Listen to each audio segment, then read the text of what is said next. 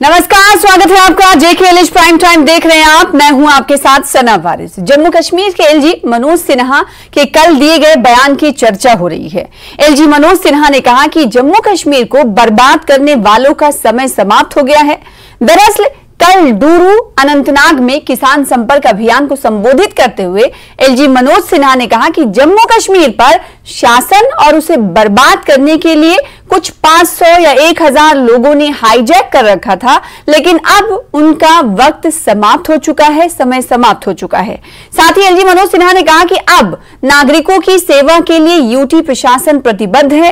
इसी के साथ उन्होंने कहा कि कश्मीर में शांति और विकास देखकर कुछ लोगों के पेट में दर्द होता है। ये कुछ लोग कौन हैं, इसका हवाला एलजी मनोज सिन्हा ने तो नहीं दिया, लेकिन इतना जरूर कहा कि मैं उनकी मदद नहीं कर सकता जिन के पेट में इस वक्त दर्द हो रहा है जम्मू कश्मीर की शांति और विकास को देखकर। सवाल उठता है कि इस बयान के बाद सियासी प्रतिक्रियाएं किस तरह की हैं, इसी को जानने के लिए और इस बयान को किस तरह से ये तमाम राजनीतिक दल देख रहे हैं, जानने के लिए कई खास मेहमानों को आज हमने मधु किया है प्राइम डिबेट में, प्राइम जेकेएलएच प्राइम में। चलिए चर्चा की शुरुआत करते हैं और इस बयान को किस तरह से देखा जा रहा है ये हम जानेंगे। कई खास मेहमान हमारे साथ जुड़ रहे हैं। जिन पैनल की अगर हम बात करें तो हमारे साथ कई खास मेहमान जुड़ने वाले हैं और इस बीच हमारे साथ एक खास मेहमान जुड़ चुके बशायत बुखारी साहब, वाइस प्रेसिडेंट हैं और मीडिया हेड हैं जम्मू कश्मीर पीपल्स कॉन्फ्रेंस के।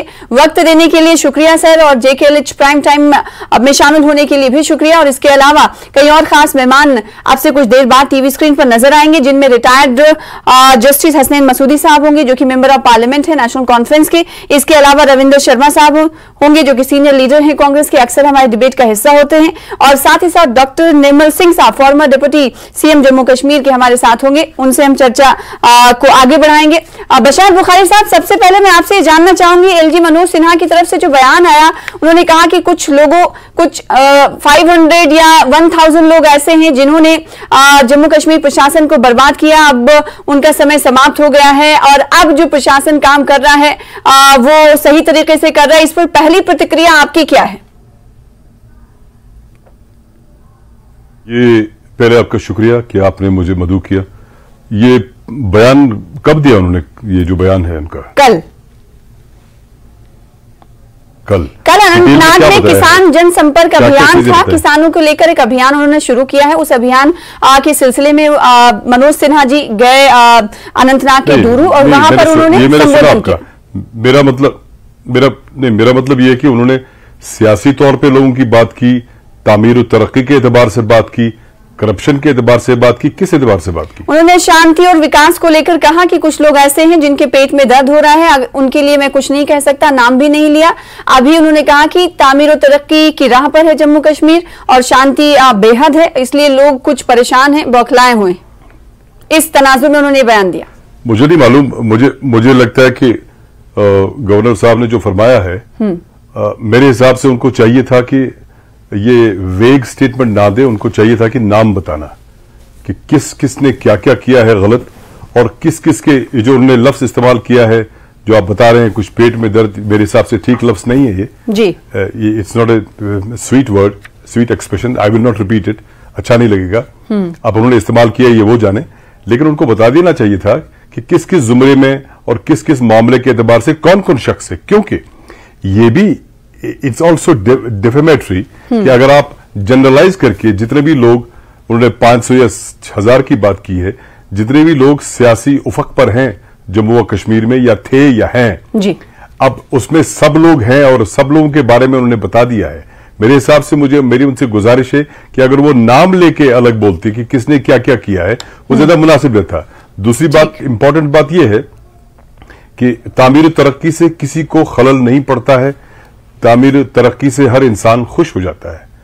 वो इसलिए कि अगर मैं अपनी बात ले लूं, मैंने जब अपनी कॉन्स्टिट्यूंसी में शुरू किया 2009 में या उससे पहले एज एमएलसी, तो मैंने जीरो से स्टार्ट कर लिया डेवलपमेंट और मैंने करीबन 9 साल में 900 प्लस करोड़ खर्च कर लिए जो आज भी काम चल रहे हैं। तो इसलिए ये एक्सप्रेशन भी शायद ठीक नहीं है कि किसी को इस बात से मैं तकलीफ यूज करूंगा, तकलीफ होती है। लेकिन एक बात लाजिम यह है कि उनको डेसिफर करना चाहिए कि क्या वो सियासी एतबार से कह रहे हैं कि किसी को प्रॉब्लम हो गया या किसने लोगों को धोखा देके फुसलाया या बहलाया, उस हिसाब से बात करते हैं तो नाम बता देना चाहिए, या अगर किसी ने करप्शन कर दिया तो नाम बता देना चाहिए। वेगली कहना एक गवर्नर साहब के लिए मेरे हिसाब से मुनासिब नहीं है। ठीक है, तो जम्मू कश्मीर पीपल कॉन्फ्रेंस का कहना है कि एलजी की तरफ से जब इस तरह की बातें कही गई तो ये स्पेसिफाई कर देना चाहिए कि वो बेसिकली किसके लिए बात कर रहे हैं, एग्जैक्टली किस तनाजुर में बात कर रहे हैं। जम्मू कश्मीर पीपल्स कॉन्फ्रेंस का स्टैंड है। इसके अलावा खास मेहमान भी जुड़ चुके हैं जिनका अब से कुछ देर पहले हमने तारुफ किया था। रविंद्र शर्मा साहब कांग्रेस के सीनियर लीडर हैं, आपका स्वागत है इस चर्चा का हिस्सा बनने के लिए। इसके अलावा डॉक्टर निर्मल सिंह साहब फॉर्मर डिप्टी सीएम हैं, आप हमारे साथ चर्चा में शामिल हैं, आपका भी स्वागत करते हैं। हसनैन मसूदी साहब आपका भी वेलकम। हसनैन मसूदी साहब, आप से मैं अब रद्द-ए-अमल लेना चाहूंगी। एलजी की तरफ से जो बयान दिया गया, जिस पर हम चर्चा करने के लिए यहाँ पर मौजूद हैं, उन्होंने कहा कि जम्मू कश्मीर को बर्बाद करने वालों का अब समय समाप्त हो चुका है। यानी पहले कुछ लोग ऐसे थे जिसमें से 500,000 लोगों का उन्होंने जिक्र किया कि अब वो तमाम चीजें नहीं है। इस पर प्रतिक्रिया मैं चाहती हूं कि जम्मू कश्मीर नेशनल कॉन्फ्रेंस की क्या कुछ है, बताइएगा। देखिए सना, पहले तो 3 फैमिली से बढ़कर वो 1000 फैमिली तक पहुंच गए हैं। चलिए आगे तो मुझे लगता है कि सारी की सारी आबादी पर उनका जिक्र होगा, लेकिन मुझे कहिएगा गवर्नर साहब को ये इस बात का एहसास होना चाहिए कि जहां से वो कल मना रहे हैं आने वाले दिनों में G20 की तकरीबात जी, वो कन्वेंशन सेंटर किसने बनाया? जहां पर 5 अगस्त 2019 के बाद प्राइम मिनिस्टर हो या होम मिनिस्टर हो या ये तकरीबात जो भी हो, कल्चर और बाकी जो तकरीबात बना रहे हैं, ये किसने बनाया है, कब बनाया है? वो सड़क के पार जब वो कल डेलीगेट्स को ले रहे हैं जो हमारे आ रहे हैं 20 ममालिक से गोल्फ खेलने के लिए, वो जो वर्ल्ड क्लास से कन्वेंशन सेंटर है और वर्ल्ड क्लास गोल्फ कोर्स है रॉयल स्प्रिंग्स, वो कब बना है? और उसके साथ ही जो बॉटनिक गार्डन है जिसका एक हिस्सा टूलिप गार्डन है जिसको ये शोकेस कर रहे हैं सारी दुनिया में, वो कब बना था, किसने बनाया था? और मुझे कहिएगा जो ये कह रहे हैं कि 100 करोड़ की आमदनी हो रही है, गंडोला से आ रही है, वो गंडोला कब बना था, किसने बनाया था? मैं किसी एक पार्टी का जिक्र नहीं करूंगा, मैं कहूंगा अवामी हुकूमत। जी देखिए, जो हमारी जम्मू कश्मीर के जो मियार पर, तरक्की के मियार पर जम्मू कश्मीर है जी, उस तरक्की के मियार पर हम आगे थे सारे स्टेट से। अब मुझे कहिएगा आप, ये जो हमारा वर्ल्ड क्लास जो यहाँ पर हेल्थ सेंटर है सिक्किम, ये किसने बनाया है? क्या 5 अगस्त के बाद बना है? आप जब वो कर रहे हैं कि ये 1000 फैमिलीज का या कुछ फैमिलीज का मामला था, मुझे कहिए 9 यूनिवर्सिटियां किसने बनाई? और लद्दाख में 5 लाख लोगों के लिए यूनिवर्सिटी, ये 9 यूनिवर्सिटियां किसने बनाई? कब बनी थी? क्या 5 अगस्त के बाद बनी? अब देखिए जम्मू कश्मीर में अगर सही तौर पर आप देखें, जो प्रधानमंत्री का नारा है सबका साथ, सबका विश्वास, सबका प्रयास, वो मुल्क में किसी और जगह पर नहीं बल्कि जम्मू कश्मीर का जो इतिहास है यहाँ है।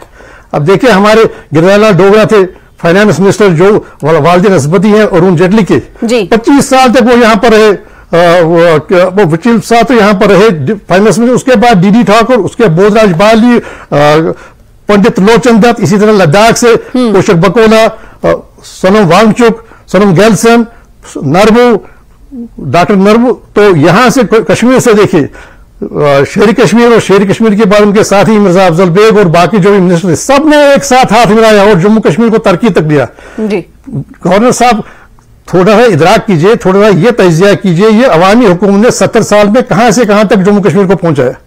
आप देखिए सिंगल लाइन एडमिनिस्ट्रेशन शेख साहब की देन है शेर कश्मीर की, वो कहीं पर मुल्क में तजुर्बा नहीं था। आज आप कह रहे हैं ये तो 1000 लोगों का, 500 लोगों का, 400 लोगों का है मामला। ये देखिए ना हम कहां पर पहुंचे हैं। 5 अगस्त 2019 से पहले हम तरक्की के किस मियार पर पहुंचे थे? तो यानी नेशनल कॉन्फ्रेंस का मशवरा है और ये तजिया करने के लिए आप एलजी साहब को कह रहे हैं कि कहां से कहां तक पहुंचे, इस पर भी नजरसानी करनी चाहिए एलजी साहब को। और रविंद्र शर्मा का रुख करूंगी, मैं लौटूंगी हसनैन मसूदी साहब आपके पास। रविंद्र शर्मा जी, आपकी प्रतिक्रिया रद्द-ए-अमल क्या है जो एलजी साहब की तरफ से बयान आया है कि अब पहले से हालात बेहतर हो रहे हैं? ये तो बार बार एलजी प्रशासन की तरफ से कहा जाता है, केंद्र सरकार की तरफ से कहा जाता है, लेकिन अब उन्होंने एक और बयान दिया है कि जम्मू कश्मीर को बर्बाद करने वालों का वक्त जो है वो खत्म हो चुका है। देखिए, बड़ी दुर्भाग्यपूर्ण बात है कि संवैधानिक पद पर बैठा हुआ शख्स इस तरह के बयानबाजी करे। कोई सियासी आदमी या कोई मुख्यमंत्री किसी पार्टी का पिछली सरकारों का पहुंचे वो अलग बात थी, लेकिन ये संवैधानिक पद पर बैठे हुए पहले गवर्नर होंगे, जो लेफ्टिनेंट गवर्नर, जो इस तरह के बयान जिनको नजर नहीं आता। अब काफी अर्से से जम्मू कश्मीर में वो है, जितना इंफ्रास्ट्रक्चर यहाँ हुसैन मसूदी साहब ने जिक्र किया एक एक चीज का जिक्र नहीं कि जम्मू कश्मीर वह रियासत थी, यहाँ के पैरामीटर का डेवलपमेंट, यहाँ के जो बाकी तमाम पैरामीटर्स ग्राफ थे वो कई रियासतों से, यहाँ तक के गुजरात से कई गुना बेहतर आज भी हैं। हालांकि इन्होंने तबाह किया है इसको, रियासत को, ऐतिहासिक रियासत को डाउनग्रेड करके, डिग्रेड करके, जहां के लोगों का अस्तित्व मटाया है। लेकिन उसके बावजूद जो इंफ्रास्ट्रक्चर मुख्तलिफ सरकारों ने यहाँ बनाया, और केंद्र सरकार जो भी रही सेंटर में, उन्होंने हमेशा जम्मू कश्मीर को एक स्पेशल प्रायोरिटी स्टेट के तौर पर ट्रीट किया।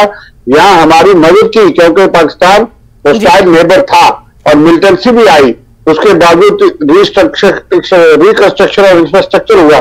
यहाँ बहुत सी चीजें, एक एक किलोमीटर पे यहाँ जो है वो स्कूल मुहैया है, जो आज ये सरकारें बंद कर रही है, क्योंकि ये प्राइवेट स्कूल और प्राइवेटाइजेशन सेंटर की पॉलिसी है कि लोगों को, गरीब लोगों को एक दिन सेंड करना पड़ेगा। लेकिन ये वह रियासत थी, यहाँ पे हर 1 किलोमीटर पे प्राइवेट स्कूल मिलता है आपको, हॉस्पिटल है, सब सेंटर है, और तमाम जो रोड का नेटवर्क है, रेलवे बारामूला तक पहुंच गई। और ये तमाम चीजें जो यूपीए सरकार के दौरान मैक्सिमम चीजें जो शुरू हुई थी, उसका उद्घाटन रिबन दिनों से काट रहे हैं, सेंक्शन उस वक्त हुई, और अब भी जो इंफ्रास्ट्रक्चर बन रहा है, उनकी मैक्सिमम कंट्रीब्यूशन कांग्रेस के यूपीए की है। लेकिन यहाँ भी जो रियासती सरकारें रही, चाहे वो हमारे सहयोगी रही या मुखालिफ रही या जो भी सरकारें रही, उन्होंने कोई इनकार नहीं कर सके जम्मू कश्मीर में तरक्की का पैमाना बाकी रियासतों से कई गुना बेहतर है। और फिर भी ये एक आदत बन गई है भारतीय जनता पार्टी के लीडरान की, और खास करके सेंटर में प्रधानमंत्री जब कहता है देश में विदेश में जाकर के 60 सालों से गंदगी पड़ी थी, तो उस सरकार से आप क्या तवक्को कर सकते हैं? सेंटर के नामिनी हैं, उनको एजेंडा मिला होगा, वो यहाँ से ड्यूटी निशाना कर रहे होंगे, और ये बातें करके वो 1000 आदमी या 2000 आदमी आज जरूर इस पे पहुंचे हैं। लेकिन अगर कोई आदमी आपके पास पुख्ता सबूत है तो उनके खिलाफ 9 साल से कार्रवाई क्यों नहीं हुई? कौन आदमी के खिलाफ आप तो आए थे और ये कहना शुरू हुए थे कि हम लोगों को जेलों में डालेंगे, वो भी लोगों को जेलों में डाला, लेकिन कोई सबूत आप नहीं कर सके। ठीक है, जम्मू कश्मीर डॉक्टर निर्मल साहब मौजूद है, भारतीय जनता पार्टी को रिप्रेजेंट करते हैं।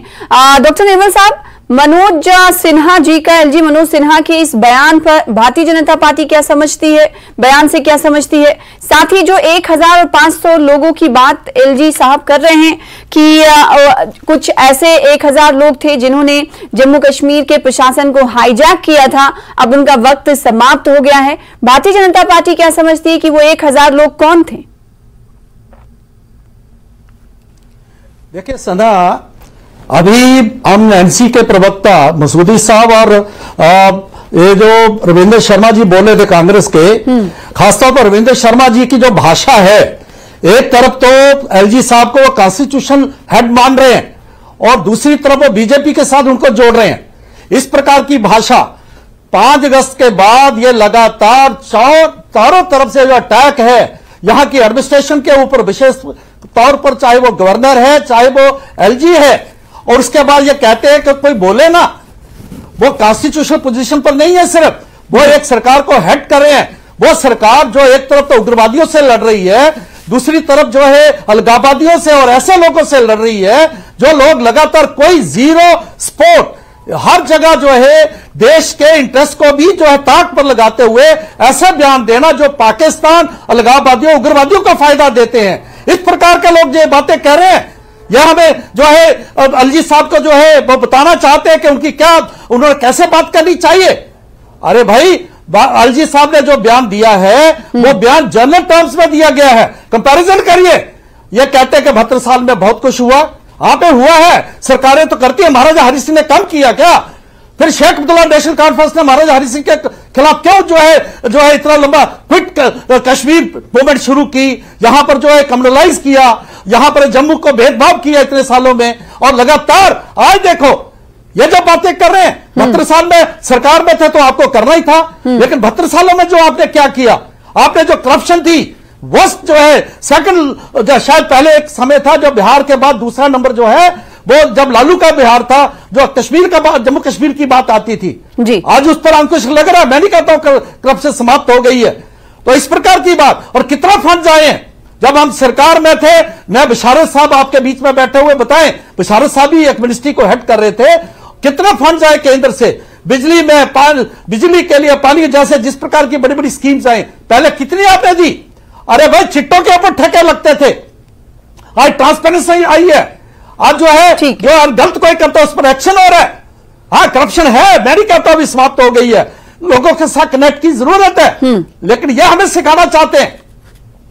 अरे भाई, आपको सपोर्ट करना चाहिए जम्मू कश्मीर। तो यानी पहले जो एलजी, क्योंकि एक तरफ G20, निर्मल साहब ये भी क्लैरिफाई करिएगा, एलजी साहब ने जो बयान दिया है, मैं लौटूंगी रविंदर शर्मा जी आपके पास ब्रेक के बाद। निर्मल जी, जो एलजी साहब ने बयान दिया उस पर आप प्रतिक्रिया जाहिर कर रहे हैं। मैं चाहती हूं कि जो बयान उन्होंने दिया है, तो बीजेपी इस बयान को किस तरह से ले रही है? पहले क्या 500 से 1000 लोगों के हाथ में जम्मू कश्मीर का प्रशासन था जिन्होंने हाईजैक कर रखा था और वो कहीं ना कहीं पूरी क्रियाकलाप को वो भ्रष्ट कर रहे थे, ऐसा आप मानते हैं, इत्तेफाक रखते हैं? बिल्कुल। आप देखें जिस प्रकार की एडमिनिस्ट्रेशन थी, जहां पॉलिटिकल जो एलीट था वो किस प्रकार से एक्सप्लॉइट करता था। मैं इनको एक एग्जांपल देता हूं, ऑटोनॉमी चाहिए इनको, सेल्फ रूल चाहिए, लेकिन पंचायती राज नहीं चाहिए इनको, लोकल बॉडीज नहीं चाहिए इनको। ब्लैकमेल करते थे, क्या नहीं किया उन्होंने? और आप बताएंगे ना, आ रहे ना, कौन ब्लैकमेल करता था? यही जो पावर में रहे हैं, चाहे वो कांग्रेस है, चाहे नेशनल कॉन्फ्रेंस या पीडीपी है, यही करते रहे हैं। यही तो यहां पे बादशाह बने हुए थे यहाँ के। ठीक है, तो जो बादशाह बने हुए थे उन्होंने समय बर्बाद किया जम्मू कश्मीर का, और ना सिर्फ समय बर्बाद करिए बल्कि जो पॉलिसी थी, जो प्रशासन और काम करने का तरीका था, उसको भी कहीं ना कहीं हाईजैक कर रखा था। इस बयान से इत्तेफाक भारतीय जनता पार्टी रख रही है, और साथ ही कांग्रेस की तरफ से जो प्रतिक्रिया दी गई उस पर भी वो इख्तिलाफ रखते हुए नजर आए। चर्चा को आगे बढ़ाएंगे, लेकिन छोटे से ब्रेक के लिए रुकेंगे, ब्रेक के बाद जल्द हाजिर होंगे।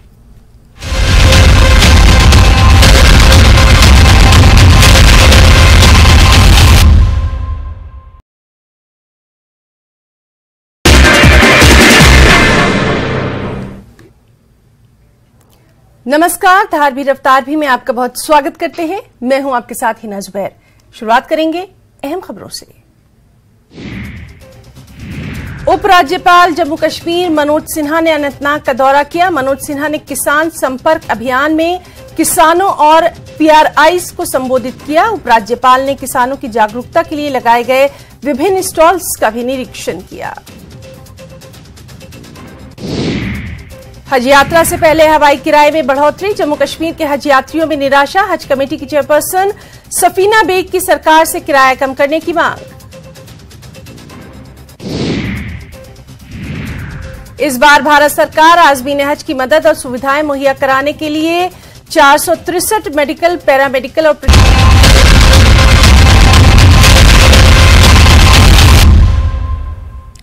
ब्रेक के बाद फिर से आपका स्वागत करते हैं। खास मेहमान मौजूद है क्योंकि जेके जम्मू कश्मीर के एलजी की तरफ से बयान दिया गया जिस पर चार जानिब से प्रतिक्रियाएं भी सामने आ रही। कई हमारे साथ वेटरन इस वक्त नेता मौजूद हैं जिनसे हम बातचीत कर रहे हैं कि एलजी साहब के इस बयान पर वो क्या राय रखते हैं। और अब से कुछ देर पहले हमने देखा कि डॉक्टर निर्मल सिंह साहब ने सीधे तौर पर कहा कि पहले ये होता था कि ब्लैकमेलिंग की जाती थी, जो सरकारें जम्मू कश्मीर में रूल करती थी वो ब्लैकमेल करते थे और पूरी जो काम करने के तरीके को कहीं ना कहीं उनकी तरफ से छेड़छाड़ करने की कोशिश की जाती थी। वो इस बात से इत्तेफाक रखते थे। रविंद्र शर्मा साहब, मैं आपके पास लौटना चाहूंगी क्योंकि आपने जिन अल्फाज का इस्तेमाल किया उस पर एतराज डॉक्टर निर्मल साहब ने उठाया कि एलजी के लिए आप ऐसे अल्फाज का इस्तेमाल क्यों कर रहे हैं कि आप भारतीय जनता पार्टी के वो कैंडिडेट थोड़ी ना है, वो तो केंद्र सरकार की तरफ से एक एलजी बनाकर वहां भेजे गए हैं और उनका रूल वहां पर चल रहा है और वो एडमिनिस्ट्रेशन चला रहे हैं। मैंने भी उनको ये याद दिलाया कि वो संवैधानिक पद पे हैं, वो भारतीय जनता पार्टी के नुमाइंदे बन के काम ना करें, वो सेंटर के तो नुमाइंदे हैं। मैंने कहा प्रधानमंत्री जब ये कहते हैं वो पिछली तमाम लीडरशिप को एक वैशाली बन गई है कि आप तमाम पॉलिटिकल लीडरशिप निर्मल सिंह भी शामिल हैं, चाहे ये कहें कि हम बाद में रहे, लेकिन यह है कि पॉलिटिकल निजाम को बदनाम करने से आप लोगों का विश्वास यहां खत्म करना चाहते हैं पॉलिटिकल सिस्टम पे, और ये देश के लिए भी खतरनाक है। और एलजी साहब से हम ये तवक्को नहीं करते, हम भी जानते हो संवैधानिक पात्र है, इसलिए मैंने कहा कि दैट इज इनएप्रोप्रिएट जो शब्द वो पॉलिटिकल क्लास को, पिछली तमाम लीडरशिप को जो आज तक रहे हैं उनके तरफ एक्सपर्शन कास्ट करते हैं। क्या किसी ने काम नहीं किया 70 साल में 72 साल में? निर्मल सिंह जी जिस कुर्सी पे बैठे हो किसने लाई, जो सेक्रेटरी किसने बुलाया, कुछ बना तो है ना। ये कह देना कि 1000 आदमी हाईजैक करते थे, और मैं इनको बताऊं कि 73rd 74th अमेंडमेंट अगर ये किताबों में पढ़ेंगे तो देख लीजिए 14 मार्च 2014 को जो अमेंडमेंट, जो कानून बनाया हमने वो मुख्तलिफ टाइम से 73rd 74 जम्मू कश्मीर में कांग्रेस पीडीपी की सरकार में, कांग्रेस नेशनल कॉन्फ्रेंस की सरकार में सारे का सारा लागू हुआ। डिस्ट्रिक्ट चेयरमैन के इलेक्टेड होने का कानून यहाँ 2014 मार्च में बना जब हमारी सरकार थी। एससी के लिए 33 प्रोपोर्शनल रिप्रेजेंटेशन, आज जम्मू का इनका एससी का चेयरमैन है डिस्ट्रिक्ट बोर्ड का, वो किसने कानून बनाया था? इलेक्शन जो आपने दूर कराए होंगे, लेकिन वो कानून मुख्तलिफ टाइम पे 33% महिलाएं, 8,000 से ज्यादा महिलाएं इस वक्त सरपंच और पीआरएस की नुमाइंदा है। वो सारा कानून जो सेंटर में बनाया था, यहाँ पे वो कानून जम्मू कश्मीर में लागू किया गया। ये तो उप मुख्यमंत्री है, इनको पता होना चाहिए। चुनाव जरूर आपने कहा, लेकिन वो मुख्तलिफ टाइम पे जो है वो सारे टायर 3 टायर सिस्टम यहाँ बना। चुनाव भले ही आपने कराया, लेकिन जो निजाम लाने वाली पार्टी थी वो कांग्रेस ही थी, ऐसा रविंद्र शर्मा जी का कहना है। और साथ ही साथ ये भी नसीहत करते हुए नजर आए कि वो ऐसा एलजी की तरफ से जो ऐसी प्रतिक्रिया दी जा रही है, वो कहीं ना कहीं वो याद दिला रहे हैं कि संवैधानिक पद पर बैठे हुए हैं, लिहाजा इस तरह की बातें ना करें एलजी साहब। निर्मल साहब, आप अपनी प्रतिक्रिया दे दें, फिर उसके बाद मैं हसनैन मसूदी साहब के पास जाऊंगी, बशार साहब के पास भी जाऊंगी। मैं रविंदर जी को याद करवाना चाहूंगा कि सरकारें किसके लिए चुनी जाती हैं। जो रूटीन की बातें आप करते रहे हो, तो कौन सा तीर मार लिया आपने? क्या एक्स्ट्राऑर्डिनरी किया? जहां एक्स्ट्राऑर्डिनरी करते तो समझते हैं हम। 3 साल में जो हुआ एक्स्ट्राऑर्डिनरी, वो जो है बिल्कुल जमीन के ऊपर है। लोग बोल रहे हैं उसको और कहते हमने ये किया, हमें नहीं करते तो क्या करते? किस लिए चुना गया था आपको? क्यों आप जो है बादशाह बने हुए थे ये सरकारें? दूसरी बात यह है, अब मुझे सुनिए रविंदर जी, आप अपने समय पर बोलिए, अपनी समय पे बोलिए, आप अपने समय पर बोलिए, मैं बोला फिर बोलिए। मैं इंटरप्ट बोलेंगे, ये धमकी नहीं चलेगी डॉक्टर साहब। क्या आपने 72 साल क्या किया? और दूसरी बात है, जम्मू कश्मीर कांग्रेस ने, आपने जम्मू कश्मीर आपने कभी भी आप करते हो, आप रियासत को किया, आप उग्रवादियों का सपोर्ट करते हो, लगाववादियों का सपोर्ट करते हो। आपकी भाषा में पाकिस्तान को उसको मिलता है, उसको शाबाशी मिलती है। राहुल गांधी का क्या कहना है? किस प्रकार की भाषा बोलते हैं राहुल गांधी? आप जब उप मुख्यमंत्री चाइना का पाकिस्तान में जो है बड़ी शंकर है, पाकिस्तान में जाकर जो है कहते हैं कि मोदी को हटाना है। यह आपने ध्यान दिया था डॉक्टर साहब, हमें सिखा रहे हैं को छोड़िए। अरे भाई रविंदर जी जो है जीपी के साथ राहुल गांधी अभी साइन करते हैं। हिंदुस्तान के लोग हिंदुस्तान की सरकार को पाकिस्तान चाइना से, लेकिन मैं आप पे वो इल्जाम नहीं। अरे भाई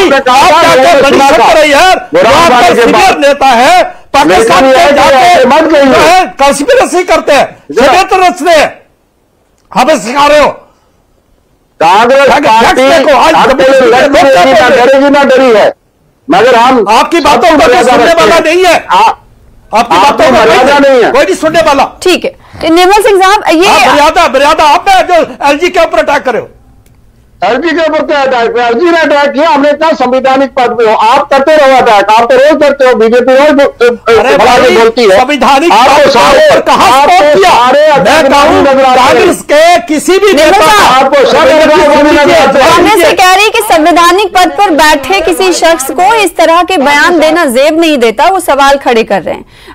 और साथ ही साथ मैं एक सवाल ये भी उठता है कि इतने सालों से जो मकामी दल रहे हैं, जिन्होंने सियासत की है, आपने कहा कि बादशाह बने बैठे रहे हो, तो क्या उन लोगों ने कुछ अच्छा किया नहीं किया, इसको लेकर मैं आपसे सवाल करूंगी। लेकिन हसनैन मसूदी साहब, जो बात रविंद्र शर्मा जी कह रहे थे, क्या नेशनल कॉन्फ्रेंस को भी ये लगता है, क्योंकि नेशनल कॉन्फ्रेंस के हवाले से अगर बात सज्जाद गनी लोन की करेंगे, वो अक्सर ये बात कहते रहते हैं कि अगर इलेक्शन होगा तो कटोरा लेके फारूक अब्दुल्ला पहुंच जाएंगे दिल्ली। हमेशा भारतीय जनता पार्टी को लेकर नरमी के हवाले से बयानात आते हैं, प्रतिक्रियाएं आती हैं, लेकिन आप भी भाजपा को लेकर सवाल उठाते हैं। पर भाजपा को लेकर नरमी भी, ये आरोप आप पर लगते रहे हैं कि आखिर नर्म रवैया क्यों? अगर आप लोग वहां के नुमाइंदगी करते हैं, लोगों की नुमाइंदगी करते हैं, तो दिल्ली जाकर कुछ और बयान दे देते हैं, जम्मू में आकर कुछ और बयान दे देते हैं, कश्मीर में रहते हैं तो कुछ और बयान देते हैं। तो क्या ये माना जाए कि वहां के लोग अब सीरियस नहीं ले रहे हैं एनसी को? देखिए, देखिए बात यह है कि एक नैरेटिव बिल्डअप करने की कोशिश की जा रही है। मैं किसी खास सरकार की बात नहीं कर रहा हूं, मैं कह रहा हूं पिछले 70 साल में जो भी अवामी सरकार आई जी। और ये नकारने के लिए कि कुछ हुआ ही नहीं, कोई डेवलप, इसीलिए मैंने जिक्र किया इंडिकेटर्स का। देखिए हम किस तरक्की की किस हद तक पहुंच गए थे 5 अगस्त 2019 से पहले, और उसी पर आज भी है। तो ये जब वो कह रहे हैं कि 1000 लोगों के पास थी या 500 लोगों के पास थी, तो ये सारा जो हमने रकम की है, तरक्की जो हमने रियलाइज की है, जो हमने टारगेट्स अचीव किए हैं हर सेक्टर में, तो ये सेक्टर ये तो फिर ये इसका कोई जवाब नहीं होता है ना। बात ये है कि इससे आप बिल्कुल अनदेखी करें कि हम किस मेयार पर पहुंचे। सो जो भी इंडिकेटर्स हैं, डेवलपमेंट इंडिकेटर्स जो है वो जम्मू कश्मीर, तो एनसीए मानती है कि 5 अगस्त 2019 के बाद जो तरक्की, तामीर और तरक्की है, जो शांति है, वो ठप हो चुकी है क्या सर? सना जी, सना मुझे कहिएगा 4.5 लाख एकड़ किस सरकार ने बांटी है जमीन एग्री फार्मर्स के तहत बगैर किसी मुआवजे के, अपने जो भी हमारी लैंड टू टिलर प्रोग्राम के तहत, और जिसमें सारे विश्व में तारीफ की गई, सारे बरसगीर में पहली स्टेट थी जम्मू कश्मीर, और आज आप कह रहे हैं कि नहीं जी कुछ हुआ ही नहीं, 100 लोगों के हवाले थी या 500 लोगों के हवाले थी। देखिए वो बनता नहीं है मामला। आप कहिए मैं ये मेरी तरफ से या हमारी इस सरकार की तरफ से इस ये चीज हो रही है, ये उपलब्धियां हो रही है, वो अलग बात है। लेकिन ये आप कहेंगे कि ये 400-500 लोगों के पास थी, 1000 लोगों के पास थी, वो तो हर एक के खिलाफ है, वो ये नहीं कि एक खास सरकार के खिलाफ। अब देखिए मुझे कहिएगा कहां पर मिसाल आपको मिलेगी 4.5 लाख एकड़, और उसमें भी 70%। ठीक है, एनसी के दौरान लिए गए फैसलों की आप सराहना कर रहे हैं, उपलब्धियां गिना रहे हैं। उस वक्त जो आप लोगों ने आज अवाम के लिए ये तमाम चीजें की थी। बशारत साहब के पास बहुत देर से मैं नहीं गई हूं सवाल के साथ, मैं लौटूंगी यासनीन साहब। बशारत साहब माफी के साथ देरी के साथ मैं आपके पास आ रही हूँ। ये कि जैसा कि एनसीए कह रही है कि 2019 के बाद से जो काम उससे पहले हुए थे, तो क्या जम्मू कश्मीर पीपल्स कॉन्फ्रेंस भी ये मानती है कि 5 अगस्त 2019 के पहले जो काम हुए थे, लेकिन हम केंद्र सरकार की तरफ अगर देखें तो उनका यह कहना होता है कि अभी तरक्की की राह एकदम हमवार हो चुकी है, तरक्की और शांति जो है एकदम पाए की है। इस तरह के बयानात मरकजी सरकार की तरफ से, एलजी प्रशासन की तरफ से, खुद एलजी की तरफ से इस तरह के आते रहते हैं। और अगर वहां की पार्टियों की बात करें जिसमें आप भी शामिल हैं, उनकी तरफ से कहा जाता है कि कुछ सिचुएशन बदली नहीं। अगर सिचुएशन बदली होती तो जो आम इंसान है, जो दूसरे राज्य के लोग हैं, वो दो तरह के बयानात को देखते हैं, तो वो क्या नतीजा अखज़ करें?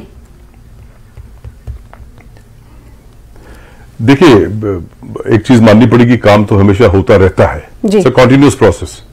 यू कांट से कि कल काम हुआ नहीं हुआ, आज नहीं हुआ कल हुआ।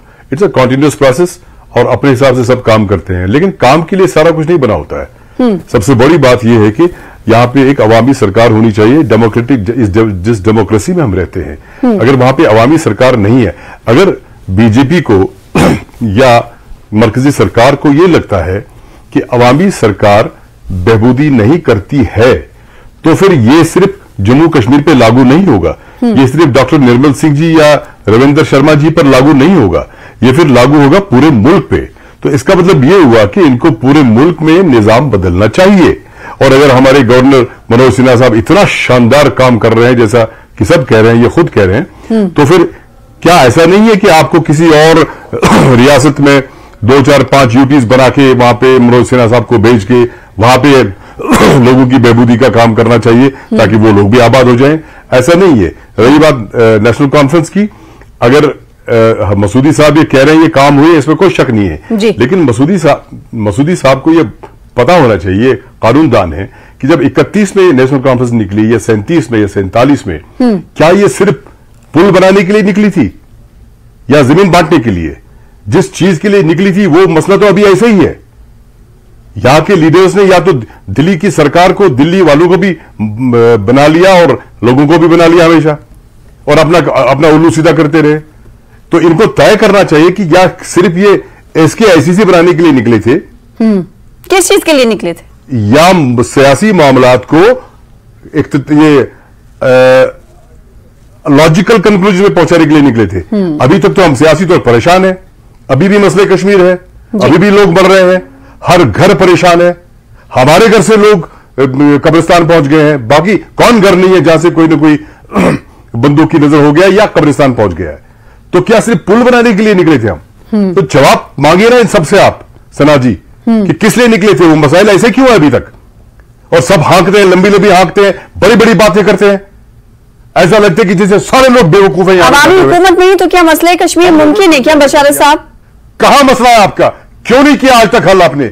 क्यों लोग मर रहे हैं यहां पे? क्यों पिछले 33 साल से कब्रिस्तान आबाद है जम्मू और कश्मीर में? क्या वो हमारे बच्चे नहीं है जो कब्रिस्तान की नजर हो गए, या जो यतीम बच्चे हो गए उनके मां बाप? क्या बताएंगे आप इनको कल? केंद्र सरकार तो ये कह रही है कि 2019 के बाद हालात तो बहुत बेहतर हो गए हैं, अब पत्थरबाजी नहीं होती है। केंद्र सरकार तो ये भी कह रही है कि मसला हल हो गया 2019 में। नहीं हो जाएंगी जी।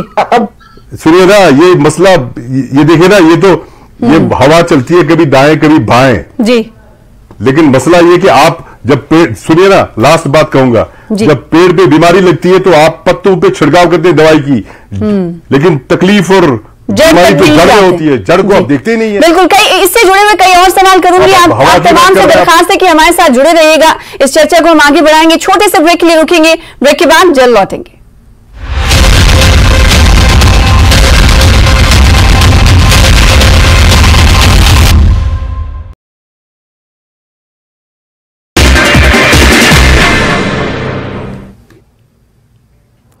नमस्कार, धारवी रफ्तार भी में आपका बहुत स्वागत करते हैं। मैं हूं आपके साथ हिना जुबैर। शुरुआत करेंगे अहम खबरों से। उपराज्यपाल जम्मू कश्मीर मनोज सिन्हा ने अनंतनाग का दौरा किया। मनोज सिन्हा ने किसान संपर्क अभियान में किसानों और पीआरआईज को संबोधित किया। उपराज्यपाल ने किसानों की जागरूकता के लिए लगाए गए विभिन्न स्टॉल्स का भी निरीक्षण किया। हज यात्रा से पहले हवाई किराए में बढ़ोतरी, जम्मू कश्मीर के हज यात्रियों में निराशा। हज कमेटी की चेयरपर्सन सफीना बेग की सरकार से किराया कम करने की मांग। इस बार भारत सरकार आज़मीन हज की मदद और सुविधाएं मुहैया कराने के लिए 463 मेडिकल, पैरामेडिकल और प्रशासनिक कर्मचारियों को सऊदी अरब भेज रहा है। इन लोगों में जम्मू कश्मीर के डॉक्टर और अन्य स्टाफ भी सऊदी अरब जा रहे हैं। कर्मचारियों की ट्रेनिंग इन दिनों दिल्ली में चल रही है। जम्मू कश्मीर के डॉक्टर समेत पूरा स्टाफ ट्रेनिंग के लिए पहुंचा है। राजौरी के जुझार सिंह ने जम्मू कश्मीर और मुल्क का नाम रोशन किया। उन्होंने 25 मीटर पिस्टल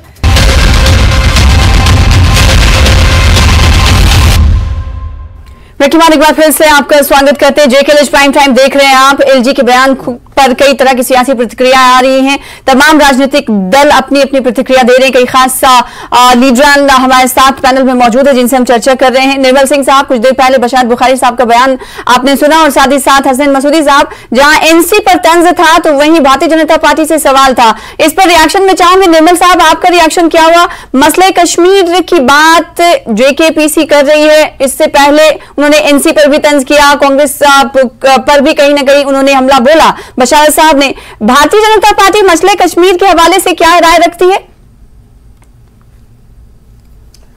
देखिए सना, सबसे पहले तो मैं ये कहूंगा, जहां तक जो चुनावों का, जो डेमोक्रेसी का जो मतलब है, जो उसकी जरूरत है, that's the best form of government. और हम चाहते हैं कि जम्मू कश्मीर में इलेक्शंस हो, असेंबली के इलेक्शंस हो, पॉपुलर गवर्नमेंट बने। इसमें भारतीय जनता पार्टी बिल्कुल इसके हक में है।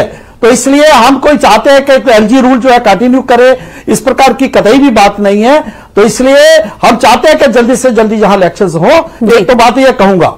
बिल्कुल, आपने ये बात कही, इसी के साथ मैं एक बात जोड़ना चाहूंगी जो बशारत साहब ने कही, मुझे याद आ गई वो बात, वो ये कि अगर एलजी साहब इतना शानदार काम कर रहे हैं तो दूसरे राज्यों को भी यूटी बना देना चाहिए, ऐसे ही एलजी वहां पर भी अपॉइंट हो जाए। और अभी जैसे कि जम्मू कश्मीर में अवामी हुकूमत नहीं है, लेकिन राजनीतिक दल अवामी हुकूमत की मांग कर रहे हैं, इलेक्शन कराने की मांग कर रहे हैं। और साथ ही साथ ये भी नहीं भूलना चाहिए कि राजनीतिक दल, निर्मल साहब, ये आरोप लगाते आए हैं भारतीय जनता पार्टी पर कि भारतीय जनता पार्टी चुनाव नहीं होने देना चाहती। उसके पीछे की वजह यह है कि उन्हें डर है अगर इलेक्शन होगा तो वो हार जाएंगे। देखिए, मैं वही कह रहा हूं कि जो जमहूरियत है उससे बढ़िया कोई सरकार नहीं, कोई सिस्टम नहीं। यह भारतीय जनता पार्टी का मानना है। जम्मू कश्मीर में जो एलजी रूल आया है, या यहां का जो सेंटर जो है रूल है, यह एक्स्ट्राऑर्डिनरी सिचुएशन में आया है। पंचायत के इलेक्शंस हुए, लोकसभा के इलेक्शंस हुए, आगे होंगे, असेंबली के भी इलेक्शंस होने चाहिए। और जल्द से जल्द यहां पर जो है, जहां जो जमहूरी सरकार बननी चाहिए, यह हमारा स्टैंड है। और लगातार हर फोरम पर हम ये कह रहे हैं। तो बीजेपी भी इलेक्शन नहीं कराना चाहती, यह कहना बिल्कुल सही नहीं है। दूसरी बात, एलजी साहब जो है, एलजी साहब यहाँ एक कॉन्स्टिट्यूशनल हेड है, दूसरा एक जो है सरकार को भी हेड कर रहे हैं, he is running A government, तो उसके ऊपर वो टारगेट है सभी पॉलिटिकल पार्टीज के। और कोई भी अटैक आता है एलजी साहब को बीजेपी का एजेंट मान के, केंद्र का एजेंट मान के उस पर अटैक करते हैं, क्या वो जवाब नहीं देंगे? अभी देखिए कल ही एक जो है यहां पे जो मेडिकल कॉलेज में जम्मू में एक हादसा हुआ, बच्चे लड़े, लड़के लड़े जी, कुछ लोगों को लगी, उसकी इंक्वायरी होनी चाहिए, पुलिस को काम करना चाहिए जी। लेकिन दो फॉर्मर चीफ मिनिस्टर ने जिस प्रकार से एक जो लाइन ली है टर्मिनल लाइंस के ऊपर और प्रेशराइज करने की कोशिश की सरकार को और पुलिस को, इस प्रकार का ये सपोर्ट करते हैं एलजी सरकार को। ठीक है, एलजी प्रशासन को सपोर्ट नहीं होता है राजनीतिक दलों का, मकामी सियासी दलों का। रविंद्र शर्मा साहब, आपके सवाल का भी जवाब आ गया कि जो राजनीतिक दल है, खासकर कांग्रेस है, वो बीजेपी का एजेंट अगर बताती है तो जवाब तो देंगे ही एलजी मनोज सिन्हा, बीजेपी ये कह रही है। देखिए, जब संवैधानिक पद पे कोई बैठता है, जो गवर्नर रहे हैं वो किसी न किसी पॉलिटिकल पार्टी से एफिलेटेड रहे हैं, वो केंद्र में मंत्री रहे भारतीय जनता पार्टी के, जो बिल्कुल बीजेपी के संघ के नेता हैं। आज वो इलेक्टेड गवर्नर है जी, उन्होंने पॉलिटिकल सिस्टम का, डेमोक्रेटिक सिस्टम का रिस्पेक्ट करना है। यहाँ आप डिस्क्रेडिट करना चाहते हैं, ये बीजेपी को, निर्मल सिंह जी को अधिकार है, वो हमको कहें, बाकियों को कहें, हम कुछ कहेंगे, ये जवाब देंगे, लेकिन यह है कि वो सियासी पार्टियों के लिए है। हमने कहा कि वो संवैधानिक पद में, हमने ये नहीं कहा कि वो गलत काम कर रहे हैं, हमने कहा अगर आप कहते हैं तो उन लोगों की शिनाख्त करिए, उनके खिलाफ कार्रवाई करिए। बयान तो बड़े बड़े आते हैं, लेकिन जो तोहफे दे रहे हैं जम्मू कश्मीर में, आप 5 साल से चुनाव नहीं करवा रहे, आप एक कहते हैं कि हंटिंग विद हेयर, वो पैसे चीटी, मेरी पार्टी, मेरी भारतीय जनता पार्टी का ये जो है वो स्टैंड है, लेकिन चुनाव तो सेंट्रल गवर्नमेंट ने करवाना है। अगर वो ओके देते हैं तो इलेक्शन कमीशन जी सिक्योरिटी क्लियरेंस देना है। उसके बाद क्योंकि कल भी बात डिबेट में सामने आई थी कि हम तमाम राजनीतिक दलों ने कहा कि वो इलेक्शन कमीशन ऑफ इंडिया से मिले, उनकी तरफ से कहा गया कि वो चुनाव के लिए रेडी हैं, सिक्योरिटी क्लियरेंस आना बाकी है। MP हसनैन मसूदी साहब मौजूद हैं। हसनैन साहब, आपसे सवाल ये कि अभी इल्जाम लगाया कि भारतीय जनता पार्टी ने कि जो राजनीतिक दल हैं जम्मू कश्मीर में वो एलजी प्रशासन के कामकाज को सपोर्ट नहीं देते हैं, और दूसरी बात ये कि जो रविंदर जी बात ये कह रहे थे, क्या उस पर भी आप इत्तेफाक रखते?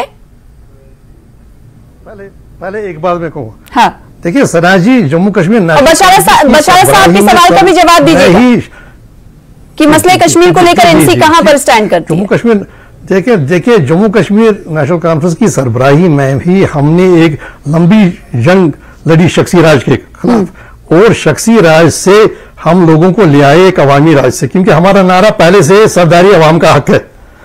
तो उसके बाद हमारा ये बिल्कुल मौक़िफ़ है, साफ मौक़िफ़ है कि पायदार अमन के लिए जो जम्मू कश्मीर, मसले जम्मू कश्मीर है, इसके इंटरनल और एक्सटर्नल डायमेंशंस वो सब एड्रेस करनी चाहिए।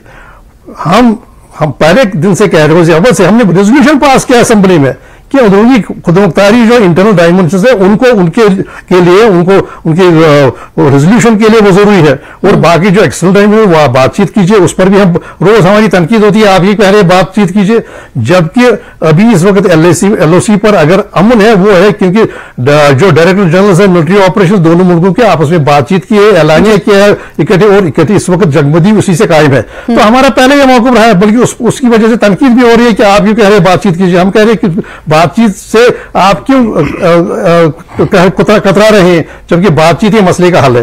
बाकी हमारा मौक़िफ़ अव्वल से तो क्यों कतरा रहे हैं? वो पहले हमारी जम्मू कश्मीर नेशनल कॉन्फ्रेंस की है।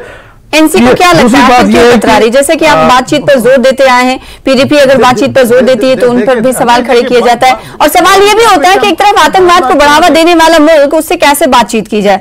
ये दो चीजें कहते हैं कि एक साथ नहीं चल सकती। देखिए, जहां इंटरनल डायमेंशन की बात कह रहे हैं, हम कह रहे हैं कि जो लोगों की जो उमंगे हैं, उनकी जो सियासी तमन्नाएं हैं, उनको पूरा कीजिए। दूसरी बात यह है कि एक अफसरशाही लोकशाही का मुतबादिल नहीं हो सकता है। ठीक है, तो अवामी हुकूमत की डिमांड करें। और कल की बात है, क्योंकि हम जानते हैं Jammu Kashmir national panthers party ने मुल्क की सबसे बड़ी अदालत का दरवाजा तक खटखटा दिया कि जम्मू कश्मीर में चुनाव कराया जाए। चुनाव की गुहार सुप्रीम कोर्ट तक पहुंची है। बशारत बुखारी साहब, मैं आपसे सवाल करना चाहती हूं, इस पेज पर आप जेकेपीसी कहां है? क्योंकि अवामी हुकूमत की तमाम राजनीतिक दल मांग कर रहे हैं, जम्मू कश्मीर के मकामी जो सियासी लीडरान है, पार्टियां हैं, वो मांग लगातार कर रही है। कल हमने देखा है कि जेकेएनपीपी सुप्रीम कोर्ट भी पहुंची है पिटीशन लेकर कि इसमें इंटरवीन करे अदालत। क्या आने वाले दिनों में देखा जाए कि तमाम सियासी दल एक पेज पर आकर आप सब सुप्रीम कोर्ट या फिर कानूनी सहारा लेंगे? सना जी, अगर आप कहती हैं कि कल ऐलान होना चाहिए, मैं कहता हूं हम कहते हैं अभी हो जाए ऐलान, नंबर एक। नंबर जो मसूदी साहब ने फरमाया कि ऑटोनॉमी का रेजोल्यूशन पास हुआ था, मेरे ख्याल से 2099 था, I was in radio then जी। तो उस वक्त की सरकार जो वाजपेयी साहब थे आंजहानी, उनकी सरकार ने उसको रिजेक्ट करके डस्टबिन में डाल दिया। उस वक्त नेशनल कॉन्फ्रेंस वाजपेयी जी की सरकार के साथ अलायंस में थी। क्या उस वक्त नेशनल कॉन्फ्रेंस ने अलायंस तोड़ दिया? वो तो डस्टबिन में कब का डाल चुका है। और ये इनसे पूछ लीजिए आप कि 75 साल हो गए और कितने साल हमें वेट करना है आपके उस प्रोग्राम का जो आपने 31 में शुरू किया था या 47 में, उसको पाई तकमील तक पहुंचाने के लिए। प्लीज पूछ लीजिएगा साहब आपका जवाब। और कितनी जाने कुर्बान करनी है। और देखिए, जहां तक हमारा मौकफ है, वो रोज अव्वल से वही मौकफ है कि जब तक आप लोगों की जो उनकी जो एस्पिरेशंस है वो एड्रेस नहीं करेंगे, वो तो हम बिल्कुल इंसिस्ट कर रहे हैं उस पर, और इसी पर जिद्दत हो रही है हर तरीके से। वो कानूनी जंग हो या सियासी जंग हो, उसमें तो मसरूफ अमल है, तो उसमें कोई दो राय नहीं है। हमने कभी भी अपने मौकफ से हम नहीं हटे हैं, और इस वक्त पर उस मौकफ की पजीराई होती है और उसके साथ हर एक की तायीद होती है कि ये मौकफ बिल्कुल जायज है और सही है। ठीक है, ये एनसी का रद्दअमल आया। बशारत बुखारी साहब, मैं आपसे ये जानना चाहती हूं, चुनाव को लेकर क्या कुछ आप रद्दअमल रखते हैं, क्या कुछ कहना चाहेंगे? क्योंकि सभी पार्टियां मांग कर रही हैं, चुनाव में देरी हो रही है। भारतीय जनता पार्टी कह रही है कि वो भी चाहते हैं कि चुनाव हो, लेकिन तमाम राजनीतिक आपकी क्या कुछ प्रतिक्रिया है? क्या आप भी ये मानते हैं, जेकेपीसी भी ये मानती है कि भारतीय जनता पार्टी की वजह से चुनाव नहीं हो रहा है? देखिए, मैं आपको एक बात बताऊंगा, अगर आपके वक्त हो तो। जी, वक्त है। सबसे बड़ी बात है कि ये कॉल लेना है इलेक्शन कमीशन ऑफ इंडिया को। हाँ। लेकिन जब अमित शाह जी ने लास्ट 2 महीने पहले कहा कि अगर हमें election commission of India report मांगेगी, हम रिपोर्ट देंगे, नंबर 1। नंबर 2, एसओएचएम जो बिजनेस लीडर्स है, वहां पे उन्होंने तकरीर की अमित शाह जी ने, और ये कहा कि जम्मू और कश्मीर में हालात बहुत ज्यादा बेहतर है, आप वहां पे इन्वेस्टमेंट कर लीजिए। और हमारे गवर्नर साहब रोज कहते हैं। तो अगर ये सारे लोग कहते हैं तो ये रिपोर्ट सबमिट क्यों नहीं करती है सरकार इलेक्शन कमीशन ऑफ इंडिया को, या election commission of India report क्यों नहीं मांगती है और अनाउंस करती है कि हम जनाब 1 महीने के बाद इलेक्शन कर देंगे? They must do it, any time they must do it, कल ही अनाउंस करना चाहिए। ठीक है निर्मल साहब, ये इतनी दूरियां क्यों पैदा हो जाती है? इलेक्शन कमीशन ऑफ इंडिया क्यों नहीं मांगती? खैर वो तो इंडिपेंडेंट इदारा है, लेकिन भारतीय जनता पार्टी केंद्र सरकार को लेकर ही कहा जा सकता है कि क्यों सिक्योरिटी क्लियरेंस वो नहीं देते, जब भी कहते हैं कि हालात सब बेहतर है। तो देखिए सना, मैंने चुनाव होना चाहिए, भारतीय जनता पार्टी का ये मानना है, और हम भी चाहते हैं चुनाव हो, जल्दी हो। यहां तक जो है, ये मैं कहूंगा नेशनल कॉन्फ्रेंस के हमारे मित्र को कि अभी गड़े हुए मुद्दे मत उखाड़िए। 42,000 लाशें गिर चुकी हैं इस ऑटोनॉमी के, सेल्फ रूल के और आजादी के कारण। मत उठाइए, आपको कोई नहीं सुन रहा, कश्मीर भी नहीं आपका सुन रहे। बशारत साहब की बात को समझ लीजिए, उन्होंने इशारों में जो कहा है आपको, लेकिन आप नहीं करेंगे, कोई आपके पास कोई एजेंडा नहीं है लोगों की सेवा करने में।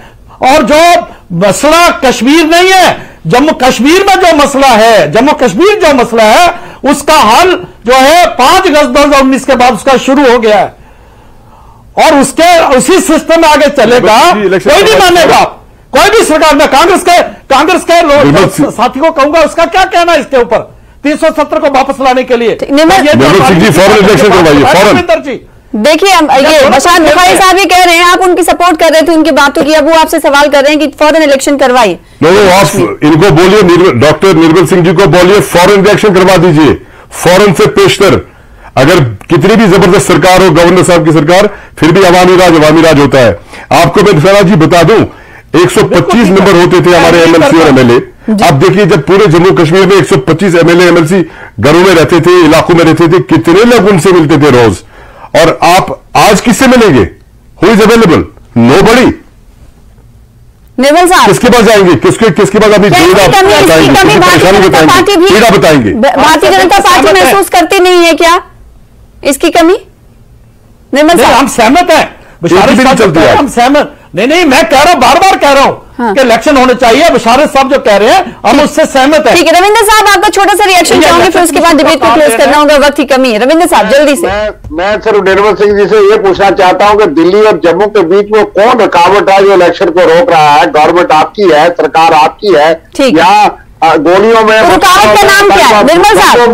कांग्रेस, एमसी, जेकेपीसी, जेकेएनपीपी, ये तमाम पार्टियां हैं जो पूछ रही हैं भारतीय जनता पार्टी से कि जम्मू और दिल्ली के बीच ऐसी कौन सी रुकावट है जो चुनाव से रोकती है? देखिए, हमारा मानना है कि उपयुक्त समय के ऊपर चुनाव होंगे, जल्दी से चुनाव होंगे। ठीक है, तो भारतीय जनता पार्टी का हमेशा की तरह आज यही कहना है कि हसनैन साहब कुछ कहना चाहते हैं जल्दी से प्लीज। नहीं आया और उपयुक्त समय और 5 साल के बाद इसमें पहल की कि हमने कुल जमाती कॉन्फ्रेंस दिल्ली में बुलाई और हमने सीनियर लीडर्स को बुलाया और खुद हम चले गए मेमोरेंडम देकर इलेक्शन कमीशन के पास और उनसे कहा कि ये कॉन्स्टिट्यूशनल ऑब्लिगेशन आपकी है, इलेक्शन कराना आपकी कॉन्स्टिट्यूशनल ऑब्लिगेशन है। ठीक है, तो तमाम सियासी राजनीतिक दलों का यही मानना है कि इलेक्शन जल्द से जल्द हो, तो भारतीय जनता पार्टी कहती है कि वो भी काम ना करते हैं और साथ ही साथ ये भी कहते हैं कि उपयुक्त समय आएगा, यानी सही वक्त आएगा तो इलेक्शन जरूर होंगे, इंतखाबात जरूर होंगे। आप तमाम लीडरान का बहुत शुक्रिया, बशारत बुखारी साहब आपका, हसनैन मसूदी साहब आपका, साथ ही साथ डॉक्टर निर्मल सिंह साहब आपका भी, और साथ ही रविंद्र शर्मा साहब आपका भी शुक्रिया इस चर्चा में हिस्सा लेने के लिए, वक्त देने के लिए। जेके प्राइम टाइम में आज के लिए बस इतना ही। न्यूज़ 18 पर तमाम खबरें देखने के लिए हमारे साथ लगातार बने रहिए। नमस्कार।